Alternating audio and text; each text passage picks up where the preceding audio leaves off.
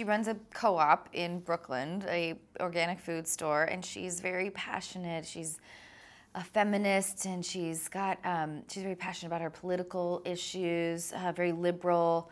She's got a great heart. She has great intentions in everything she does. She's a little bit naive, and she's not really overly concerned with her own personal aesthetic, which was actually really fun to play.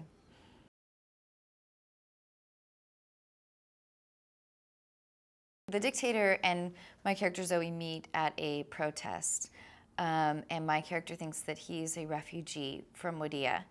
And so she takes him in. You know, she lets him live at the store and lets him work there and gives him sort of food and guidance in his new world in America.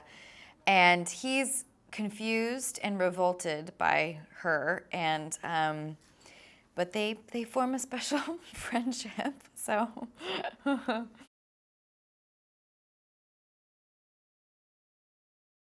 I've been a fan of Sasha's since Borat and Bruno and Ali G, and so just the opportunity to get to work with him was really exciting for me. So I jumped at the chance, and yeah, and it was amazing. It was very challenging and very exciting, and you really never knew where a scene was going to go.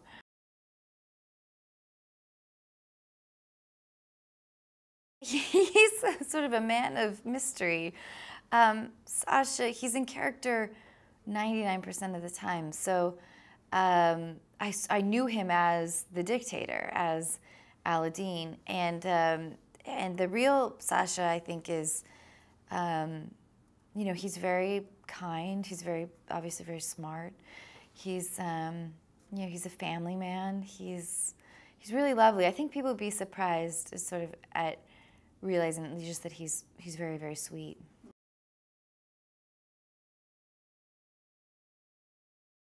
Zoe runs a co-op, an organic food co-op, that's kind of a mess. It's disgusting, and it really was. When we were shooting, it was really disgusting. There was always like fruit rotting and flies everywhere. It was really, it wasn't a fun place to shoot. But yeah, so she has this, she's just, while her intentions are so good, she just doesn't quite have the skill to, or the knowledge maybe to really be a strong leader.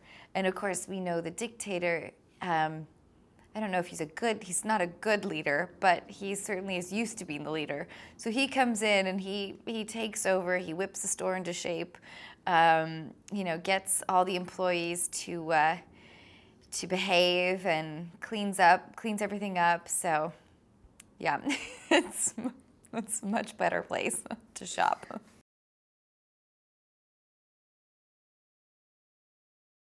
People who are fans of him can expect it delivers. You know, he's full of sort of shocking, crazy, somewhat intellectual humor. At the same time, it's really silly and I think you know, pushes the envelope, which is always really fun. And I think that this movie too, it just feels so relevant to sort of our current world events, and you get to see a man boy playing with all his Dictator toys.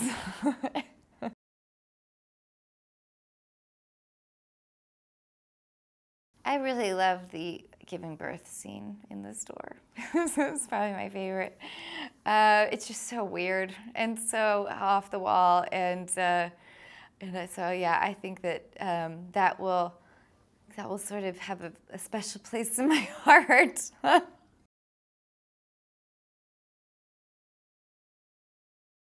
So the Dictator has to go to America because he's going to speak at the UN. And when he gets to America, he ends up sort of being betrayed and suddenly finds himself out of power and out of resources. He's left in America alone, without money, basically without clothes, no friends. He doesn't know anybody. So luckily, he runs into my character, Zoe, who happens to be very sweet, and she sort of takes him in.